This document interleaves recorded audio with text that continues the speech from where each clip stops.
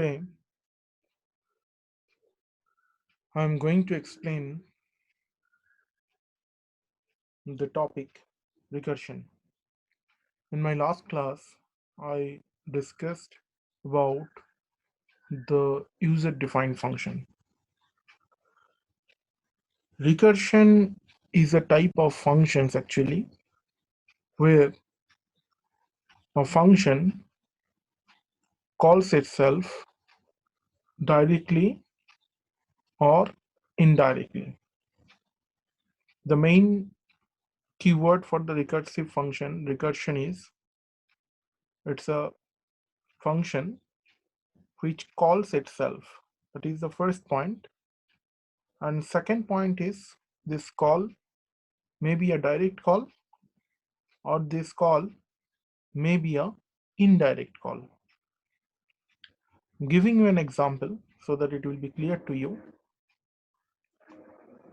Suppose a function A is there.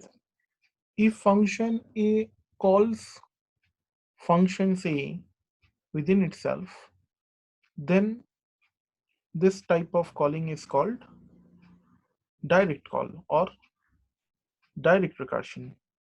Fine. And another type of recursion that I am talking about, which is indirect recursion, means a function A is calling function B. Inside B, again function A is called.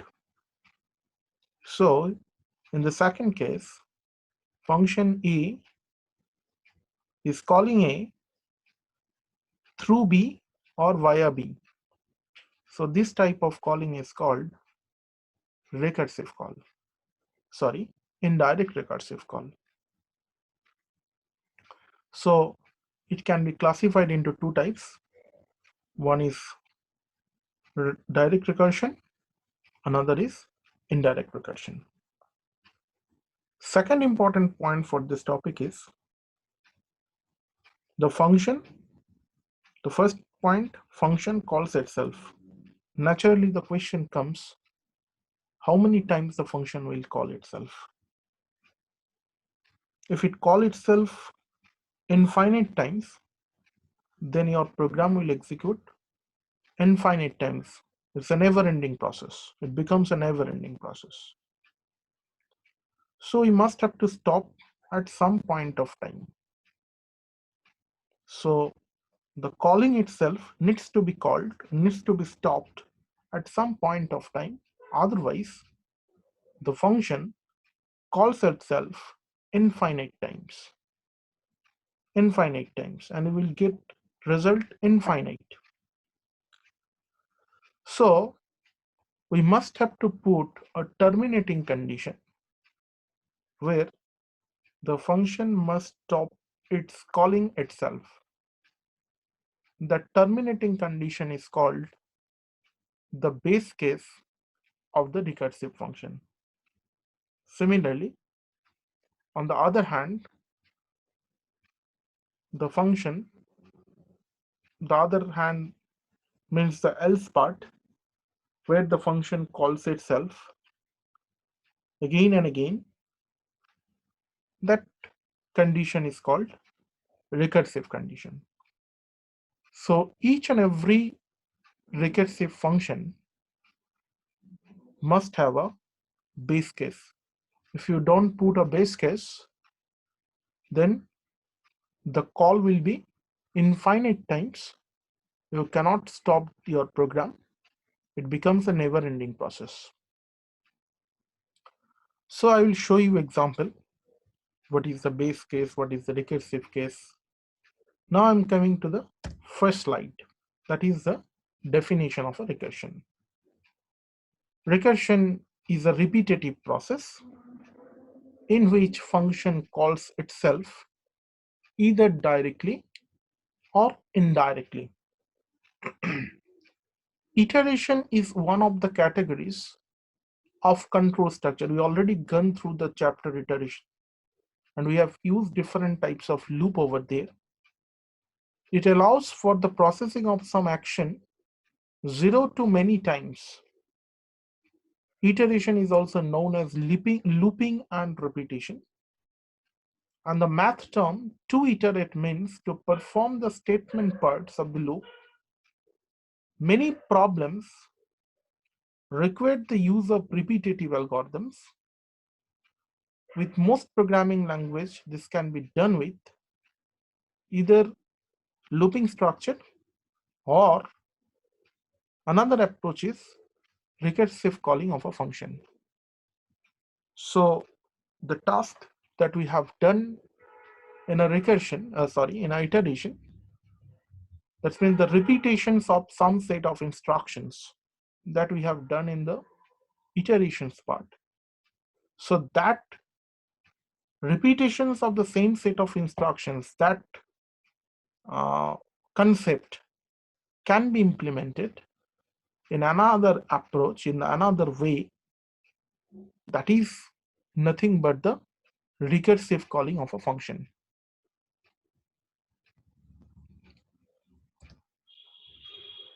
Already mentioned, two key requirements to make sure that the recursion is successful. What are those two key problems? Key requirements. First key requirements is you must have to set some criteria, which is called base criteria, for which the function will not call itself. And every recursive call must simply the computation in some way. In other words, each time a function does call itself, the call may be a direct call may be indirect. So it must be closer to the base criteria. Fine.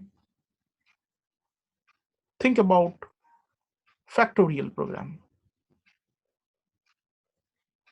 Okay, later on I'm coming to the example, because uh, if the code is available, then it will be better for me to let you understand.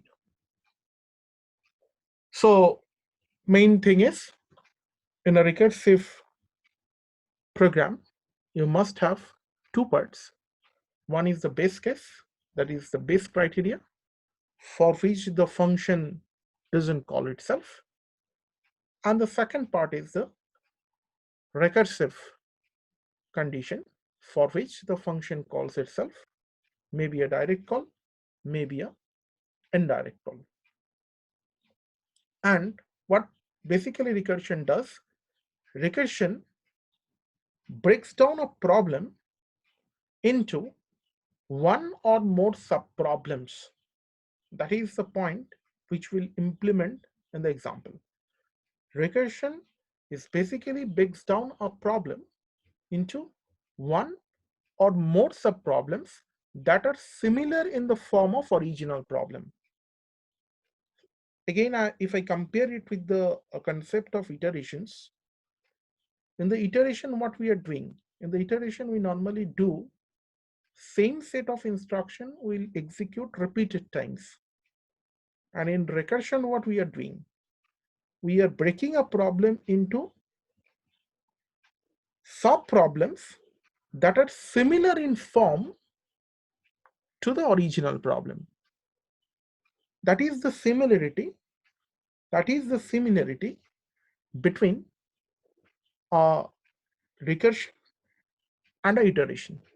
And a iterative problem, we have another approach to make the iterative problem implementations. That is a recursive call.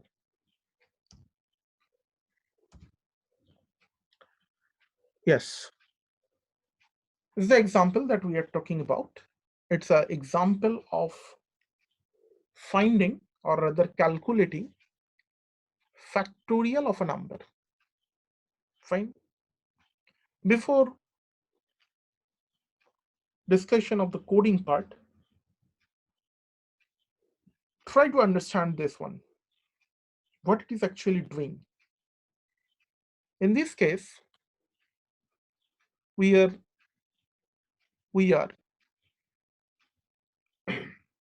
calculating factorial for fact 4. So here fact 4 is basically calling fact 3, 4 into fact 3, right? Fact 3 is calling 3 into fact 2, 3 into fact 2. Fact 2 is calling 2 into fact 1. So try to remember the point. Each and every problem is basically splitted into a similar type of sub problems. The point just I mentioned before this slide. So factorial 4 is basically calling a sub problem factorial 3, 4 into factorial 3. Factorial 3 is calling 3 into factorial 2. Factorial 2 is calling 2 into factorial 1. Definitely, if this pattern is going on, next call will be 1 into factorial 0. Next call will be 0 into factorial minus 1.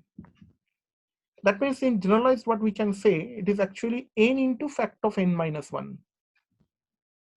But at some point of time, we must have to stop this calling. Otherwise, this will go on infinite times, right? So what is the base condition in this case? When the value of this parameter, factorial parameter, here I consider it at n, integer n. So when the fact value becomes 1, I must have to stop this calling again. So that is the best case for this problem. So try to understand this point. Each and every recursive problem, there must have to have a base case. Otherwise, the recursive call will go on for infinite time, which will become a never-ending process. So what I have written in the coding part, I mentioned if n equal to 1, return 1. Next question, to whom it will return? To whom it will return? Factorial 2 is the caller. I mentioned which one is the calling function and which one is the called function in my previous lecture. So here factorial 2 is the calling function of factorial 1. So when factorial 1 is calling, matlab factorial 1 is being called and the value of n equal to 1, so it returns 1 where the fact 1 is called. So fact 1 will be just replaced by the value 1. Next, the calculation part will be done. 2 into 1.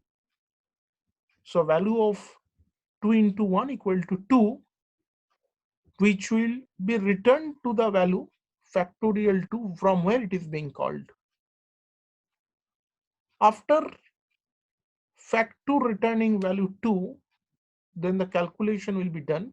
That will be 3 into 2. So now factorial 3 is returning the value 6. So you can replace the value of factorial 3 with the value 6. Now 4 into 6, that is 24, which actually returned by factorial 4. Now let me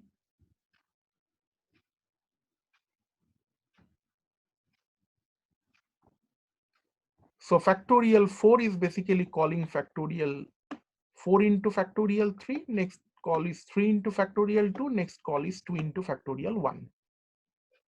And this is your best case. If n equal to 1, it will be return 1, else it will return n into fact of n minus 1.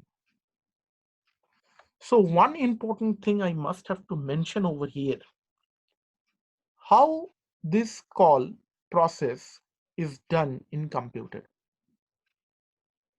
In computer programming, the calling process is done by a concept of stack.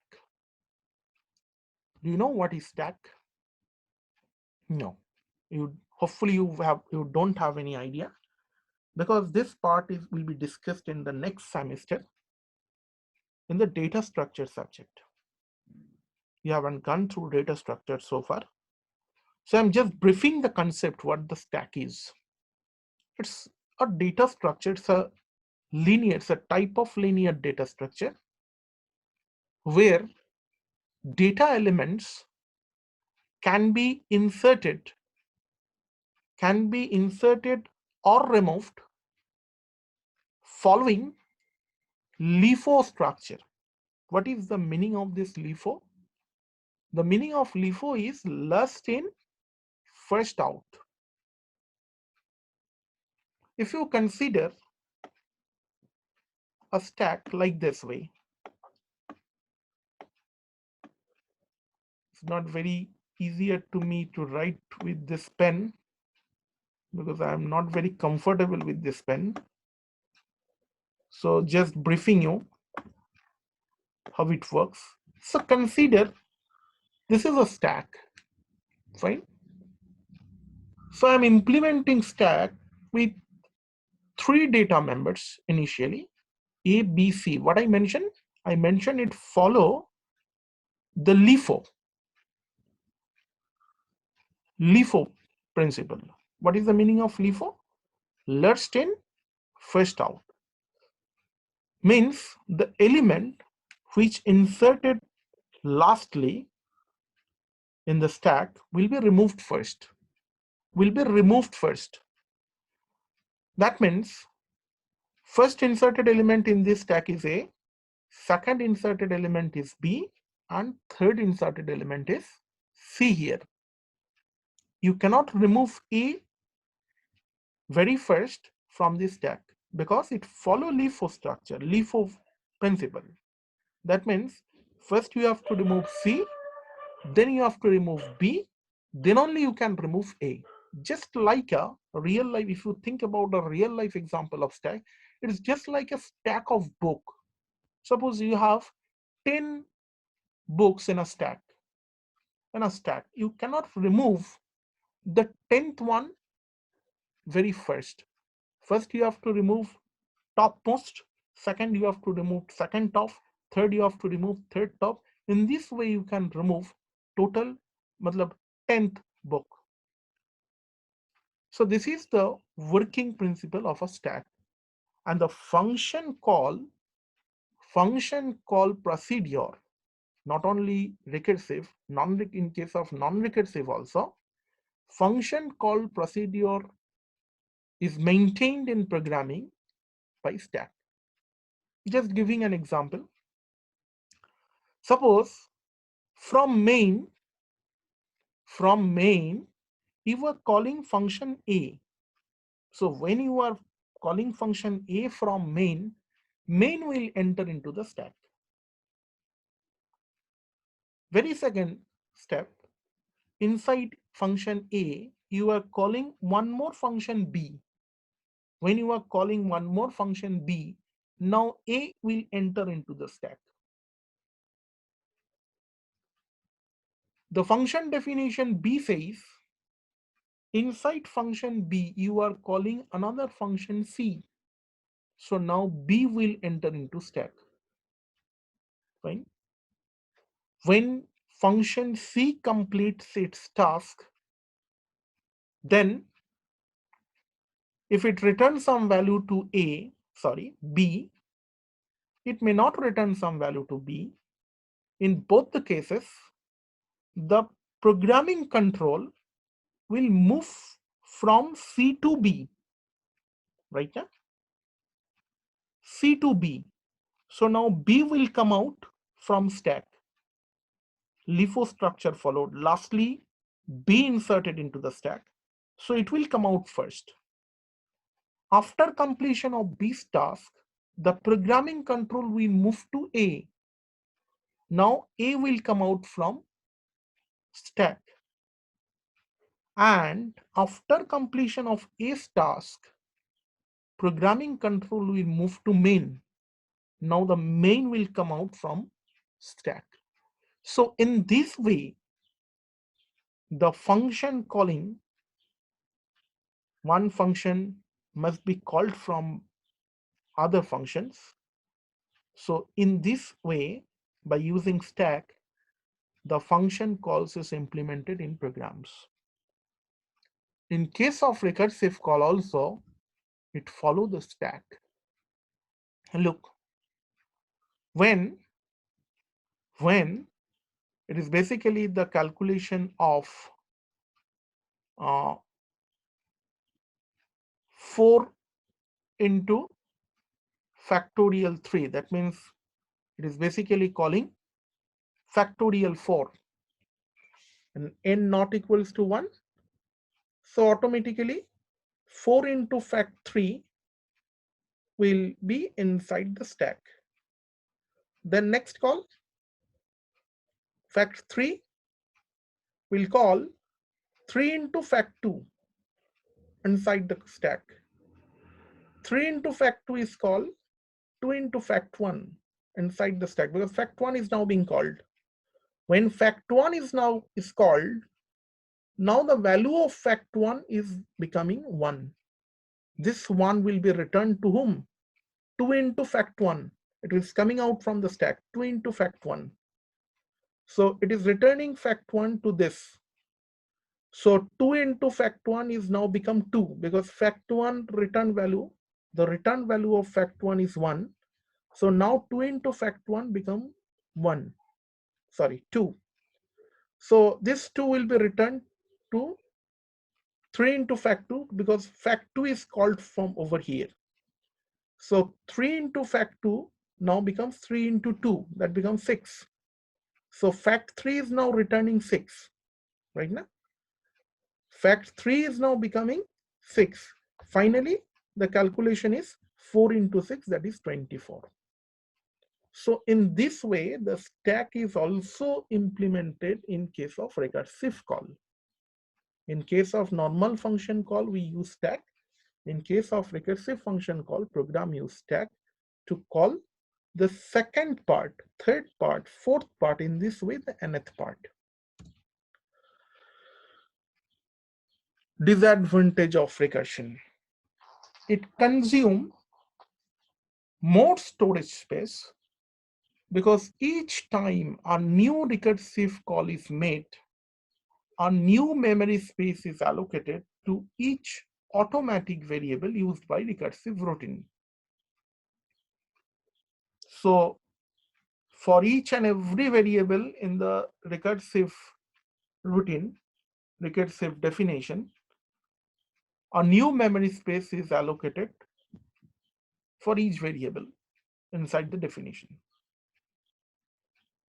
And the computer may run out of the memory if the recursive call is not checked. Means, if the recursive call is not limited, if the recursive call is not stopped, then the computer may run out of memory. So you must have to provide a base case, otherwise it becomes out of memory space, because it will go infinite times. The process becomes a never-ending process. It is not efficient in terms of speed and execution time. Definitely, as because new memory space is required for the variables. So that's why the speed of the recursive call in terms of speed and execution time, it is not efficient than iterative problem. So in the next slide, we'll actually compare the iteration and recursion. Let us compare first. Iteration is a process of executing a block of statements repeatedly until some specific condition that we know already. And in case of recursive technique, that breaks down a problem into one or more subproblems that are similar to the original problem already discussed. Second point, Iterative process is more efficient in terms of storage space and execution time, whereas in recursive is not so much efficient in terms of storage space and execution time. Any recursive problem can be solved iteratively, but the reverse is not true always. We cannot solve all the iterative problem in the recursive manner. Any recursive problem, once again, I am repeating this point, any recursive problem can be solved iteratively, but the reverse is not true always. Not all the recursive problems cannot have a, not all the iterative problems cannot have a recursive solution. Iteration process sometimes not easy to implement. Complicated problems are difficult to solve in iteratively. Tower of Hanoi problem, 8-queen problem, etc. Recursive functions are easier to implement and maintain. Complicated problems are solved easily. Complicated problems are solved easily. And the last point is, iteration has 4 steps: initialization, condition checking, execution, statements, and updating. Already we know about this 4. In the chapter iteration, we have discussed all these 4. Recursive function must have a base criteria for which the function doesn't call itself. Each time a function does call itself, directly or indirectly, it must be closer to base criteria. Actually, in the recursive part, one is the base case, another is the recursive case. What we are doing actually in the recursive case, we are just moving towards the base case. We are breaking the subproblem in such a way that we can move it to the base case, and at some point of time we can stop the problem. We stop the recursive call, better to say. Just like the previous problem, factorial 4 is basically calling 3 into factorial 4 into factorial 3. Factorial 3 is calling 3 into factorial 2. What is the base case in that problem? If n equal to 1, right now? N equal to 1. So we are calling factorial 4, then factorial 3, then factorial 2. So what we are doing here, we are moving towards its base criteria. So it must be closer to the base criteria, so that some point of time the recursive call needs to be stopped. When should we use iteration and when use recursion? At least 3 factors you may consider. Iterative functions are typically faster than the recursive counterpart. So if speed is an issue, we would normally use iteration. If the stack limit is too constraining, then you prefer iteration over recursion. Because in case of recursion, it uses the stack. So that's why to call second subprogram when called the third subpart, then again it will use stack. So if the stack limit is too constraining, that means you have a limited size stack. If the case is, then you definitely prefer iterations over recursion. And sometimes some problems are there which is unmanageable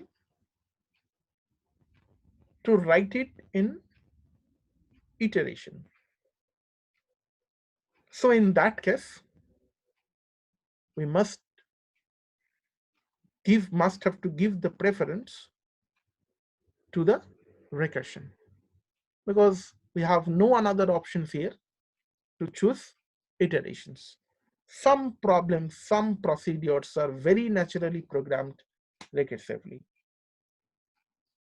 So that is also discussed in my previous slide where I told about the differences between iterations and recursions, just like a tower of Hanoi problem. I will discuss the problem later on.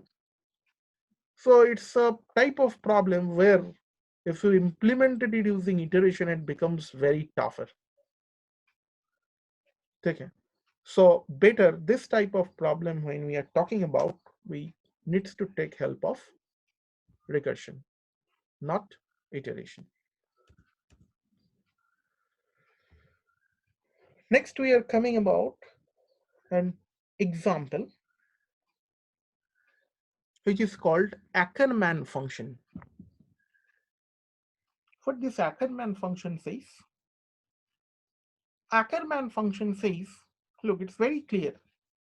It is taking two non-negative integers. Okay? Two non-negative integers. What is telling? It's telling a m comma n, if m equal to 0, it will return n plus 1. If m greater than 0 and n equal to 0,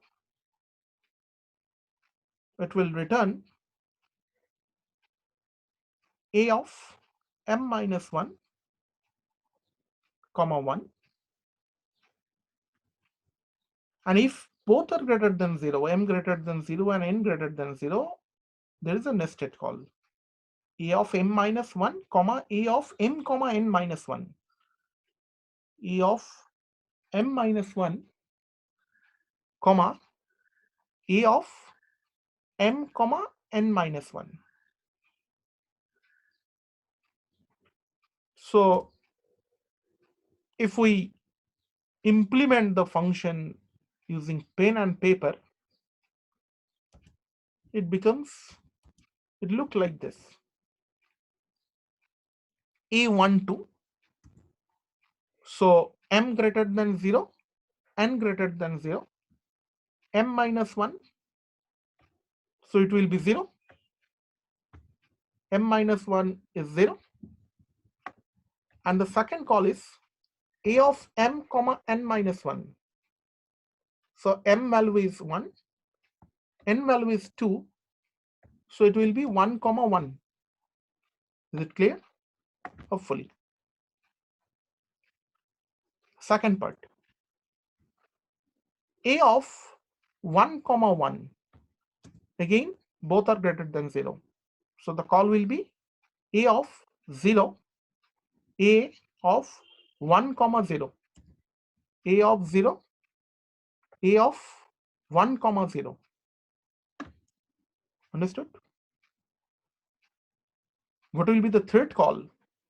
A of 1 comma 0, a of 1 comma 0, n greater than m greater than 0, n equal to 0. So it will be a of 0 comma 1, 1 comma 0. So it will be 0 comma 1, a of 0 comma 1. Try to understand. Okay? If a 0 comma 1 matlab n equal to 0, so it will return n plus 1. So that will be 2. It will return 2. So this function is returning 2. If this function is returning 2, a of 0 comma 2, so m equal to 0, that means n plus 1. So a of 0 comma 2 is basically returning you 3, right?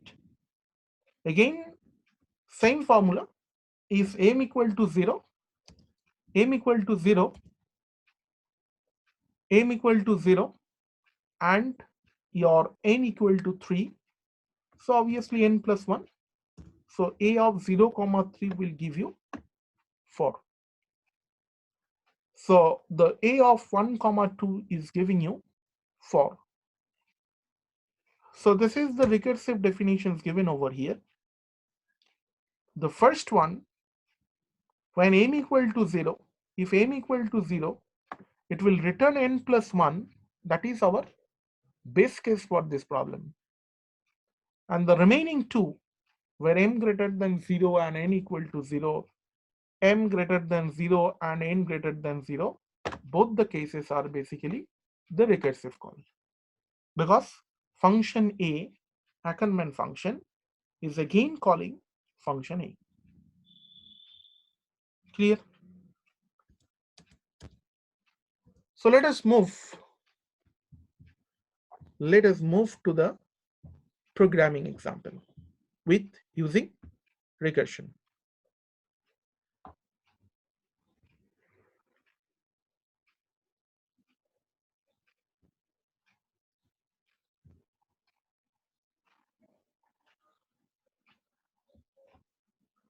Just a minute.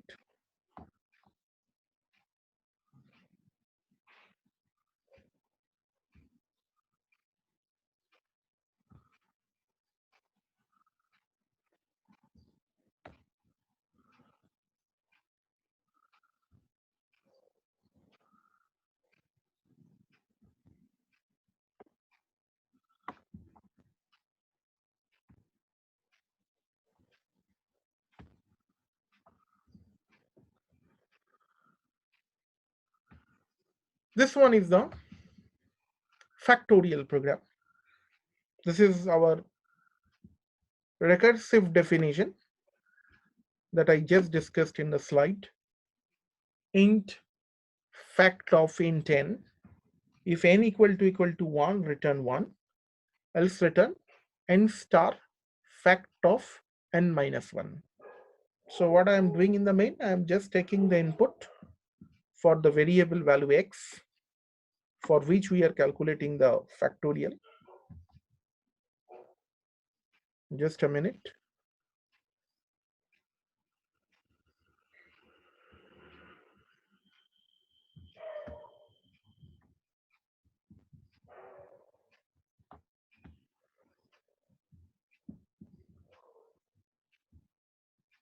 Yes. So what we are doing over here, we are just inside main, we are taking a value of x and we are calling the factorial function. We are calling the factorial function fact of x. The fact is going to the recursive call. If n equal to 1, it returns 1. Otherwise, it returns n into fact of n minus 1. So if the x value is 5, so first return will be, I just explained in the previous slide, 5 into fact of 4. Fact of 4 is giving you 4 into fact of 3. 4 into fact of 3 is basically calling 3 into fact of 2. 3 into fact of 2 is calling 2 into fact of 1. And finally, when the call is fact of 1, that means base case arrived. So it returns 1. And finally, factorial 2 is become 2 into 1. That means 2. Factorial 3 is giving you 6. Factorial 4 is giving 24, and factorial 5 finally gives 120. So try to execute the program.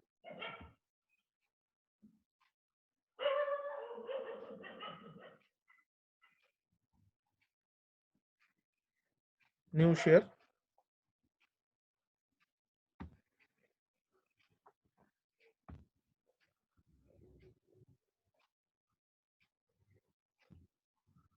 Five is giving the value 120. Okay.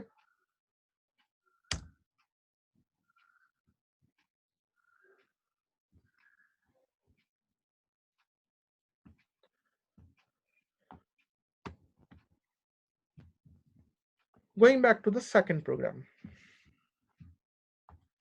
is basically the Fibonacci series. What is the meaning of this Fibonacci series? Earlier we have implemented this program using iteration, right? Now we are going to implement the same concept using recursion. Fibonacci series tells us that basically there is a series which starts with 0 and 1, and the rest of the numbers of the series is basically addition of previous two terms. It is basically addition of previous two terms. So first term is 0, second term is 1, definitely third term is 0 plus 1, 1. Fourth term is 1 plus 1, 2. And this way it will be calculated. So first I have taken input number of terms, which is n, and iterating a loop for from 1 to n.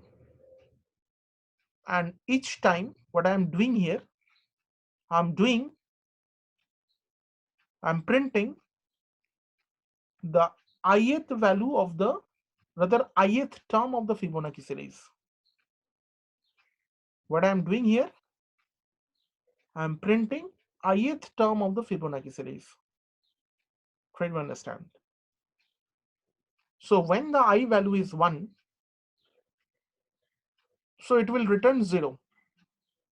When the I value is 2, it is written 1. The return value is 1, gets printed. When the I value is 3, it will call Fibo of 3 minus 1, that is Fibo of 2 and Fibo of 1. What is the value of Fibo of 2? It is 1. It is 1. What is the value of Fibo of 1?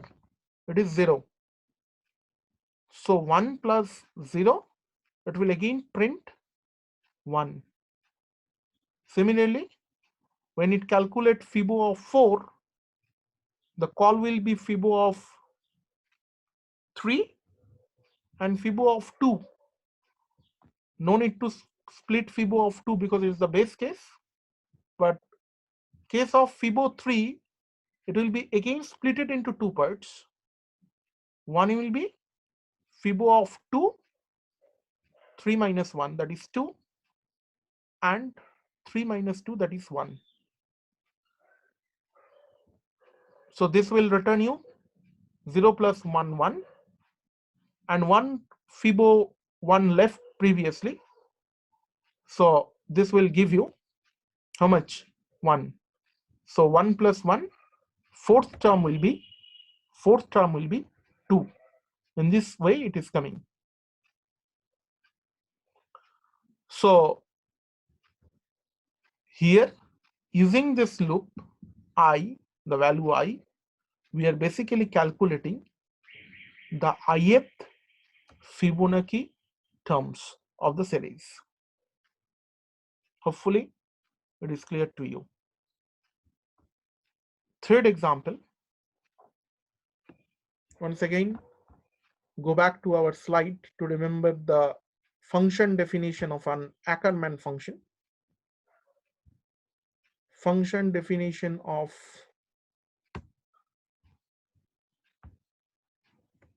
function definitions of Ackermann function. If n equal to 0, then it will return n plus 1. If m greater than 0 and n equal to 0, it will call function a with the value m minus 1 comma 1.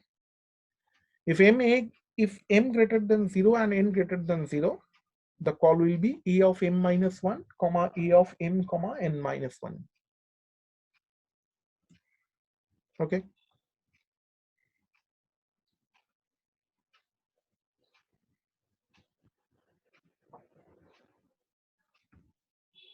So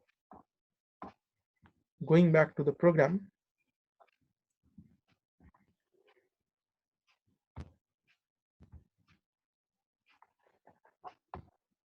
this is the problem definition, rather function definitions of the Ackermann functions. I've taken x comma y.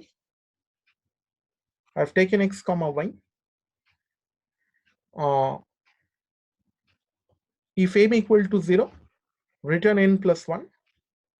If m greater than 0 and n equal to 0, I'm calling Ackermann function.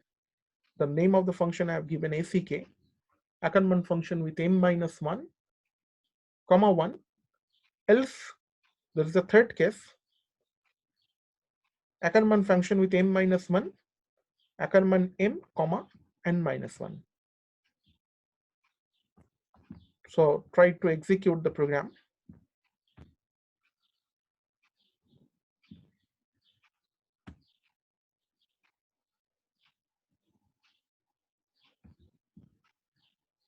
Enter two numbers, 1,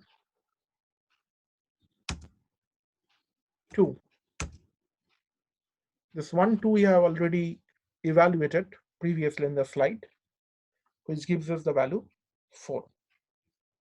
So hopefully this is clear to you. And forgot to execute the last program, that is FIBO. Execute.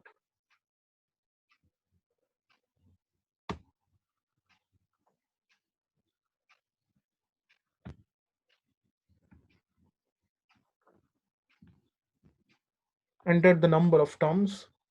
So make it 7. Look, this is the series coming using the functions, recursive function FIBO 0112358.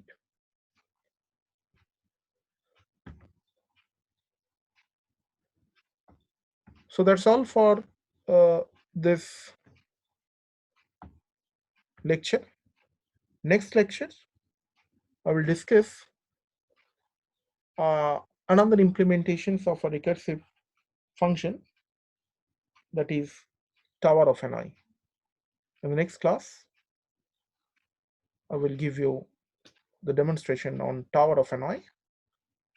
Thanks for your patience. Thank you all again.